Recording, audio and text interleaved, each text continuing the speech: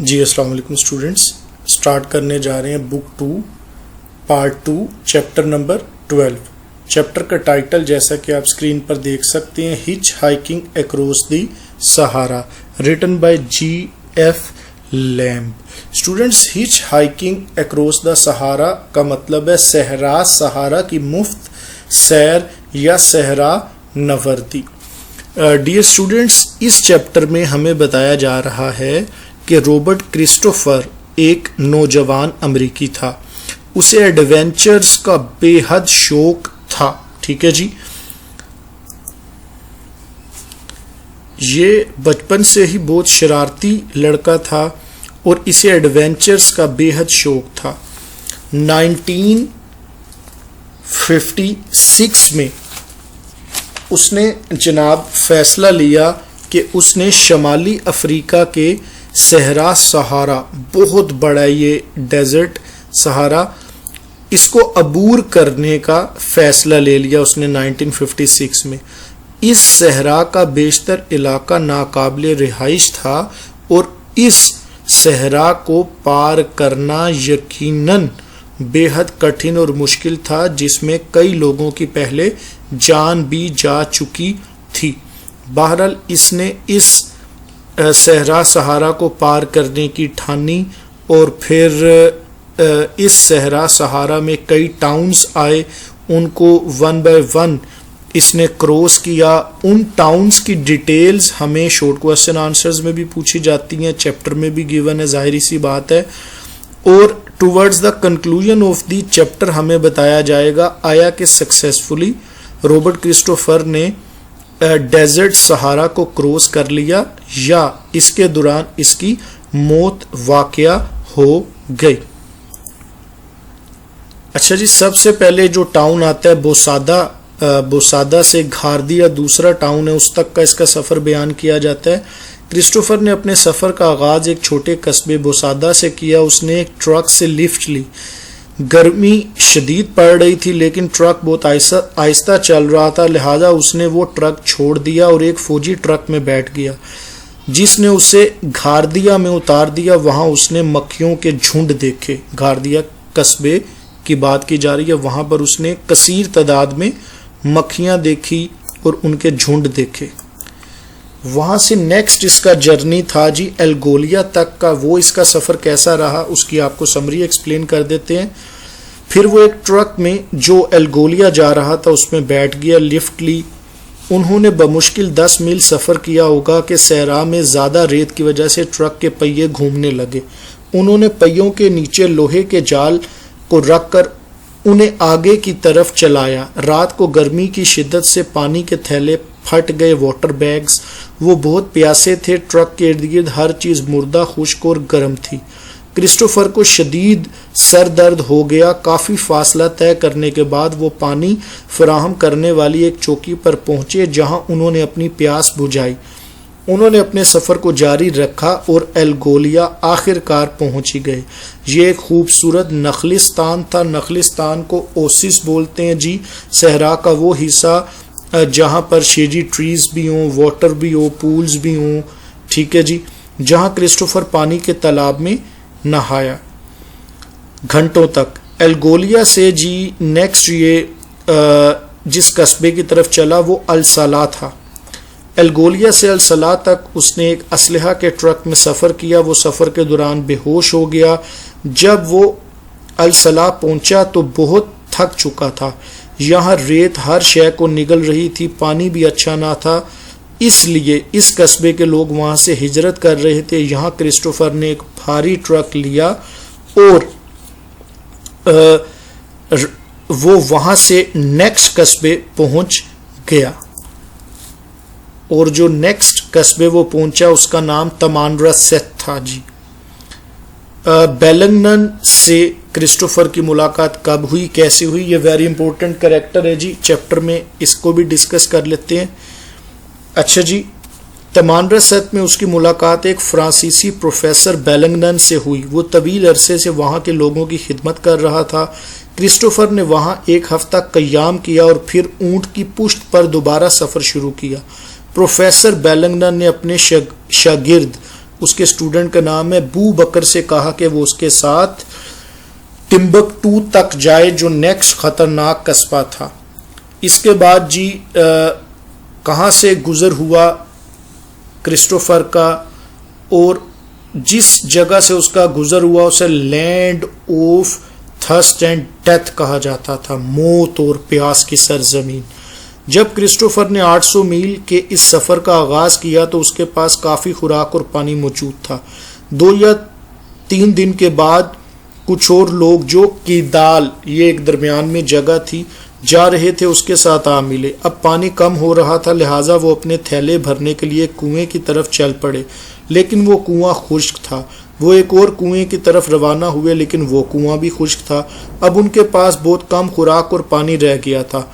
वहां उन्होंने गिद्ध देखे, वल्चर्स जिन्हें कहा जाता है, जो अपने शिकार को बड़ी दिलचस्पी से देख रहे थे। वो तीसरे कुएं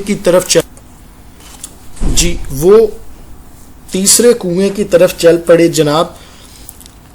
अब उनके पास ना खुराक थी ना पानी, मुस्तकबिल इंतहाई तारीक और मायूस कुन दिखाई दे रहा था। उन्होंने एक ऊंट को हलाक किया और उसके मैदे में मौजूद पानी से अपनी प्यास बुझाई। इस इलाके को मौत और प्यास की सरजमीन कहा जाता था। अगले रोज उन्हें एक शदीद तूफान का सामना करना पड़ा। वो अपने ऊँटों के पीछे छुप गए। फिर 300 मील का फासला तय करने के बाद वो आखिरकार कीदाल पहुंच गए। एक दिन क्रिस्टोफर का आमना सामना एक सहराई सांप से हो गया, लेकिन उसके रहबर गाइड के गुलाम ने उसे पत्थर मारकर हलाक कर दिया। सफर का बाकी हिस्सा बगैर किसी हादसे के गुजर गया।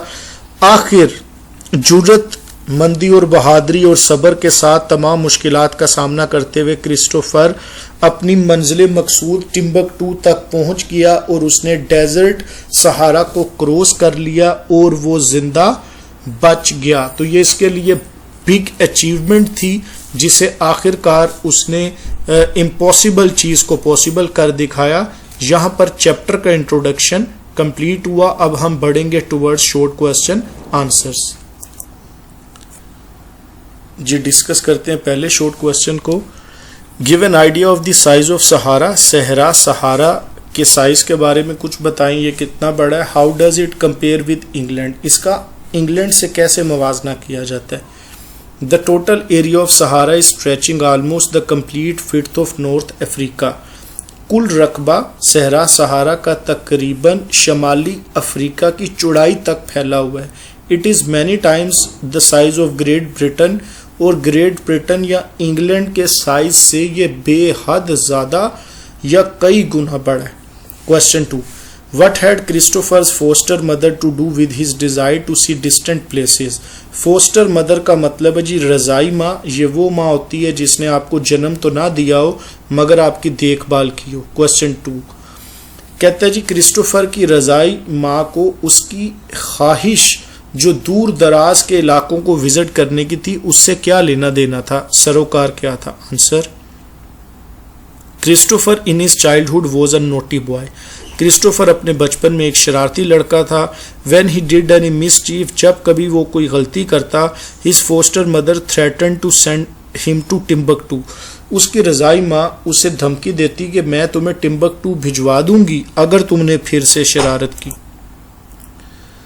G an old city Timbuktu जो एक कदीम शहर था इन दी सहारा डेजर्ट, सहरा सहारा के इलाके में।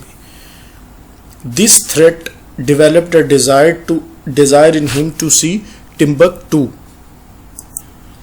ये जो क्रिस्टोफर की रज़ाई माँ की धमकी थी, इससे उसके अंदर एक ख्वाहिश पैदा होगी कि मैं टिम्बकटू शहर देखना चाहता हूँ। Question 3, how did he manage to get a seat in the weapons carrier. हथियार ले जाने वाले एक ट्रक में कैसे क्रिस्टोफर को सीट मिली। Answer, Christopher showed a permit का मतलब है परमिशन लेटर, इजाज़तनामा। क्रिस्टोफर ने एक इजाज़तनामा दिखाया फ्रॉम द वार मिनिस्ट्री जो उसे वजारत जंग से मिला था, टू द लेफ्टिनेंट को to join the French foreign legion, जिस इजाज़तनामे में लिखा था कि वो फ्रांसीसी फौज का हिस्सा बन सकता था। Lieutenant allowed him to sit in the weapons carrier. उस परमिट की बुनियाद पर लेफ्टिनेंट ने क्रिस्टोफर को हथियारों वाले ट्रक में बैठने की इजाज़त दे दी। But actually this permit was no more valid then, मगर हकीकत ये थी वो इजाज़तनामा तब तक एक्सपायर हो चुका था। मगर खुशकिस्मती क्रिस्टोफर की कि लेफ्टिनेंट ने उस परमिट को उल्टा करके नहीं देखा, बैक साइड से नहीं देखा और उस पर कैंसल्ड स्टैंप नहीं देखी। क्वेश्चन 4 देखिएगा, what was the most noticeable feature of the desert city Ghardaia. अहम सवाल है, सहराई शहर घारदिया की सबसे ज़्यादा मकबूल चीज़ कौन सी थी। Answer, there were loads of flies everywhere in Ghardaia. Ghardaia कस्बे में हर तरफ मक्खियाँ थी। All the food articles and even faces of children were covered by these flies. जितनी भी खाने की अशिया थी, हत्ता के बच्चों के चेहरे भी मुकम्मल तौर पर इन मक्खियों से कवर्ड थे। Question 5, how did they manage to drive the heavy truck in the trackless desert with its soft sand. किस तरह से क्रिस्टोफर और उसके साथी इस काबिल हुए कि वो भारी भरकम ट्रक को चला सकते ट्रैकलेस बगैर रास्ते वाले सहरा में जहां पर रेत बहुत नरम थी। Answer, the truck was not moving on soft sand. नरम रेत पर ट्रक आगे नहीं चल रहा था, आगे नहीं जा रहा था। The driver place 10 foot strips of steel under the wheels to make a runway for truck along which it move to some distance. Driver ने एक 10 फुट लंबी स्टील की पट्टियां ट्रक के पहियों के नीचे या आगे रख दी। एक किस्म का उन पट्टियों का रनवे बना दिया ट्रक के लिए, और उन पट्टियों पर टायर ट्रक के चलते और कुछ दूर तक फासला कवर करते। Question 6, what did the driver of the truck tell Christopher about 3 Englishman who had attempted to cross the desert. कहता है ट्रक के ड्राइवर ने क्रिस्टोफर को क्या बताया 3 अंग्रेजों के बारे में जिन्होंने डेजर्ट को क्रॉस करने की कोशिश की। Answer, the driver told him that 3 Englishmen had attempted to cross the desert and their car stuck in a sand dune। का मतलब है रेत का तूफान। ड्राइवर ने बताया क्रिस्टोफर को कि 3 अंग्रेजों ने कोशिश की सहरा को पार करने की और उनकी गाड़ी एक रेत के तूफान में फंस गई। They suffered shortage of water। उन्हें पानी की किल्लत का सामना करना पड़ा। And after 3 days were found dead। और 3 दिनों बाद वो मुर्दा पाए गए। Question 7, give an account of little town named Algolia and compare it with Insalah, bringing out the difference between the two। कहता है हाल बयान कीजिए छोटे कस्बे अलगोलिया का और इसका मवाजना कीजिए इनसला कस्बे से और दोनों में फ़र्क भी बताइए। जी आंसर देखिएगा, El Golea was a fine oasis with plenty of water and trees. El Golea एक उम्दा नखलिस्तान था जिसमें बेतहाशा पानी और दरख्त थे। It was a lovely town, ये बहुत प्यारा कस्बा था। इनसला वॉज लैकिंग वाटर, इनसला कस्बे में पानी की कमी थी। एंड इट वॉज बैरन, और ये बंजर था। It was fighting a battle for its existence, ये अपने वजूद के लिए एक लड़ाई लड़ रहा था कि किसी तरह मैं बाकी रह जाऊं, सफ़े हस्ती से मिटूं ना। Question 8, what do you know of professor क्लोड Wellington. आप प्रोफेसर क्लोड बेलिंगटन के बारे में क्या जानते हैं। How did he save the heroes life toward the end of hitch hike. सहरा की मुफ्त सैर के दौरान उसने कैसे हमारे हीरो रॉबर्ट क्रिस्टोफर की जान बचाई। Answer, he was a French man living at Tamanrasset. Professor साहब एक फ्रांसीसी थे जो तमानरसेट कस्बे में रह रहे थे। He was educating the Tuareg people, वो त्वारक कबीले के लोगों को तालीम दे रहे थे। He became Christopher's friend and guide, वो क्रिस्टोफर के दोस्त और रहनुमा बन गए। He saved Christopher's life by reaching In Abangarit, जगह का नाम है, where Christopher was staying alone. उन्होंने क्रिस्टोफर की जिंदगी बचाई अबानगरित नामी जगह पर पहुंचकर जहां पर क्रिस्टोफर बिल्कुल तन्हा था, विदाउट फूड एंड हेल्प, खुराक और मदद के बगैर। Professors foresight saved Christopher's life, और आखिरकार प्रोफेसर साहब की दूर अंदेशी ने क्रिस्टोफर की जिंदगी बचा ली। क्वेश्चन 9 देखते हैं, describe the events leading to the killing of a camel. कहता है वो वाकयात बयान करें जो एक ऊंट को कत्ल करने तक ले गए, ऊंट को ज़िबा करने तक ले गए। What sort of water did they get from its stomach? Christopher और उसके साथ मौजूद लोगों को ऊंट के मैदे में से किस किस्म का पानी मिला? Answer, While going to Kedal, the travelers had to face the greatest trial when water supply ended. अजी वो कह रहे कि जब किडाल टाउन जा रहे थे तो मुसाफिरों को सबसे कड़ी और बड़ी आजमाइश का सामना करना पड़ा जब उनके पास पानी का ज़ख़ीरा ख़त्म हो गया। So they slaughtered a camel and drank its unpleasant liquid present in its stomach. लिहाजा उन्होंने ज़िबा किया एक ऊँट को और इसका नाखुशगवार पानी पिया जो पानी उस ऊँट के मैदे में मौजूद था। द वाटर वॉज डिसटेस्टफुल, ये पानी बेहद बेजायका था, ग्रीनिश सब्ज रंग का था, एंड लाइक थिन ब्लड, और बिल्कुल पतले खून की मानित था। Question 10, describe the journey through the land of thirst and death. बयान कीजिए क्रिस्टोफर का सफ़र प्यास और मौत की सरजमीन पर से। Answer, it was the most difficult part of their journey, ये उनके सफ़र का सबसे मुश्किल हिस्सा था। The land of thirst and death was known for dangerous sandstorms and absence of water. ये जो सरजमीन थी मौत की और प्यास की, ये जानी जाती थी ख़तरनाक रेतले तूफ़ानों और पानी की कमी के लिए। Christopher and his company faced a dangerous sandstorm.